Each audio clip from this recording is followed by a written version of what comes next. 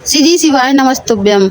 आप सभी जानते हैं कि बैसाख का महीना चल रहा है और इस बैसाख के महीने में पड़ने वाली पंचमी तिथि के दिन गन्ने के रस का यह उपाय अवश्य करना चाहिए। बैसाख के महीने में जब जब पंचमी तिथि पड़े गन्ने के रस वाला उपाय जरूर करें। बाकी दोस्तों अभी हम आप लोगों को बता देते हैं 29 अप्रैल 2024 को बैसाख की पंचमी तिथि पड़ रही है। साथ ही में दोस्तों इस पंचमी का महत्व बहुत ही बड़ा होता है क्योंकि बैसाख महीने का बहुत महत्व होता है। जब यह बैसाख महीने की पंचमी तिथि सोमवार के दिन पड़ जाए तो यह बहुत ही बड़ी बात हो जाती है और इस महीने की पंचमी तिथि के दिन बैसाख महीने की पंचमी की तिथि के दिन गन्ने के रस वाला उपाय अवश्य करना चाहिए। आप लोग कहोगे कि हमें गन्ने के रस वाला उपाय क्यों करना चाहिए, वो भी इस बैसाख के महीने में। तो हम आप लोगों को बता देते हैं कि बैसाख का महीना बहुत ही ज़्यादा विशेष होता है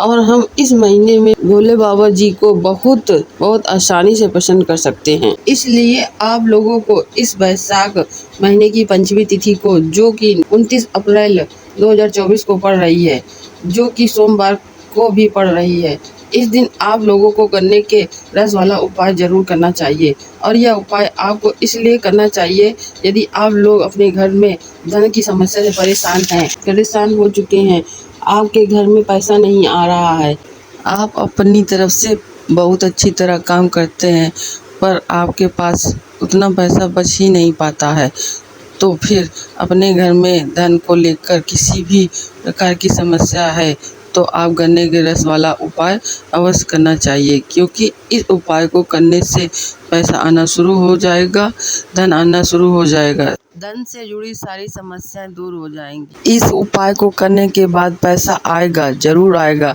पर इस उपाय को करने से पहले आप ध्यान से सुनना होगा और समझना होगा। तो चलिए दोस्तों इस उपाय को जानते हैं। आपको इस गन्ने के रस वाला उपाय को बैसाख महीने की पंचमी तिथि के दिन कैसे करना है और कब करना है, किसको करना है, किस लिए करना है और कहाँ करना है। तो देखिए यहाँ पर हम बता दें, इस उपाय को घर में से बड़े या मुख्य सदस्य को करना है, जो कि माता बहनों में से एक होगा। घर की जो बड़ी माता बहनें हैं उनमें से एक लोगों को करना है। अपने घर की धन प्राप्ति के लिए कर सकती हैं। यदि घर में किसी कारणवश माता बहनें ना हो तो घर के बुजुर्ग कर सकते हैं यह उपाय। इसके बाद हम बता दें कि इस उपाय को करना कब है और किस समय करना है, कब करना है। तो हम बताते हैं, इस उपाय को सुबह के समय करना है, शाम के समय या प्रदोष काल में नहीं करना है। तो सुबह के समय का यह उपाय करना है। और बता दे इस वाले उपाय को करना कहाँ पर है। इस वाले उपाय को करने के लिए आप लोगों को कहीं बाहर जाने की जरूरत नहीं पड़ेगी। यह उपाय आपको घर में ही तुलसी जी के क्यारे के पास में, क्योंकि दोस्तों इस उपाय को इस दिन इस समय पर कर लेते हैं तो आपकी धन से संबंधित परेशानी दूर हो जाएगी। तो चलिए दोस्तों अब हम समझते हैं कि इस उपाय को करने की विधि क्या है। इस गन्ने के रस वाले उपाय को बैसाख महीने की पंचमी तिथि को कैसे करना है। तो देखें यहाँ पर सबसे बड़ी बात और सबसे पहली बात यही है कि गन्ने के रस को हमें लाना कहाँ से है, क्योंकि सबसे मेन चीज इस उपाय की यही है कि इस उपाय में आप लोगों को गन्ने की रस की आवश्यकता होगी। तो हम बता दें कि इस समय इस मौसम में गन्ने का रस बड़ी आसानी से मिल जाएगा।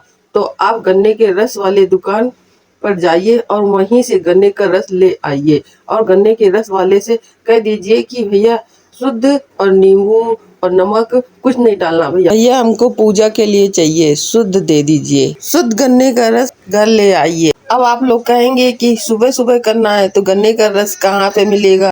तो आपको क्या करना है, शाम को ही गन्ने का रस लाके रख लेना है। अगर सुबह सुबह गन्ने का रस मिल जाए तो बहुत ही अच्छी बात है, लेकिन नहीं मिलता है तो कोई बात नहीं, रात में ही लाके रख लीजिए। फिर सुबह उठकर सबसे पहले स्नान कर लीजिए, तैयार हो जाइए, शुद्ध हो जाइए। ध्यान रखिए शुद्ध होकर ही आपको इस उपाय को करना है। ध्यान रखिए इस उपाय को करने के लिए तुलसी का क्यारा घर पर होना जरूर चाहिए। तुलसी का क्यारा नहीं है तो आप इस उपाय को नहीं कर सकते हैं, दूसरे के घर पर जाकर इस उपाय को नहीं कर सकते हैं। ध्यान रखिए अपने ही घर में करना है। और ध्यान रखना है जिस पात्र पर आप गन्ने का रस लेके आए हैं उसी पात्र पर लेकर जाना है, और जिस स्थान पर आपका तुलसी का क्यारा रखा है उसी स्थान पर ही लेकर जाना है। जहाँ पे रखा है वहीं पे रखा रहने दीजिए। छत पर रखा है तो छत पर रखा रहने दीजिए, नीचे रखा है तो नीचे रखा रहने दीजिए, और फिर आपको इस गन्ने के रस वाला उपाय उसी स्थान पर करना है। दूसरे के घर पर यह उपाय काम नहीं करेगा। तो आप सबसे पहले गन्ने का रस को ले लीजिए। अब आपको क्या करना है, सबसे पहले आपको अपना नाम और गोत्र को बोलना है और गन्ने के रस को दाहिने हाथ की।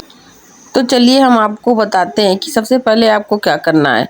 गन्ने के रस को दाहिने हाथ की हथेली में डाल लीजिए और अपना नाम और गोत्र बोलकर तुलसी जी के क्यारे पे समर्पित कर दीजिए। ध्यान रखिए तुलसी जी के क्यारे पे ही समर्पित करना है, तुलसी जी के पौधे पर नहीं, ना कि लकड़ी पर। ज़्यादातर लोग गलती कर देते हैं, तुलसी जी के पौधे पर छिड़क देते हैं। तो इससे करने से आपको लाभ नहीं मिलेगा बल्कि हानि मिलेगी, इसका दुष्प्रभाव पड़ेगा। तो आपको ध्यान रखना है कि आपको तुलसी जी के क्यारे में ही समर्पित करना है, मिट्टी में ही डालना है।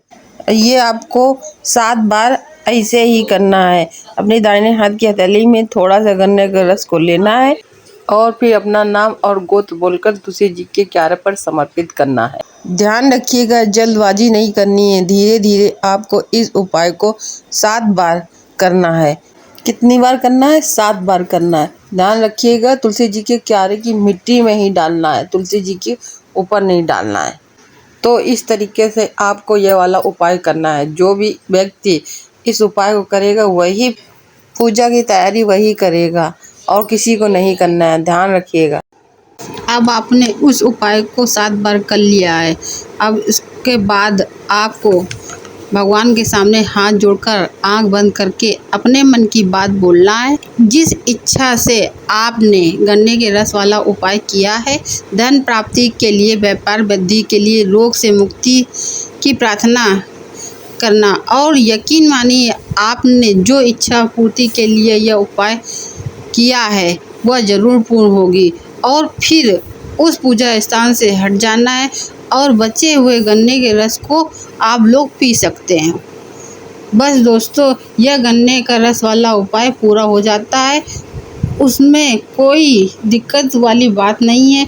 इस उपाय को करने के बाद आपके घर की धन की समस्या दूर हो जाएगी और आपके घर में धन आना शुरू हो जाएगा, पैसा आना शुरू हो जाएगा, रोगों से मुक्ति मिल जाएगी और आप खुद कहोगे इस उपाय को करने से लाभ मिला है और आप इस उपाय को दोबारा करेंगे। बाकी दोस्तों, इस उपाय को करने में कोई भी दिक्कत समझ में आती है तो कमेंट करके पूछ सकते हो। ओम नमः शिवाय, श्री शिवाय नमस्तुभ्यम, हर हर महादेव। भगवान शिव आप सभी पर अपनी कृपा दृष्टि बनाए रखें।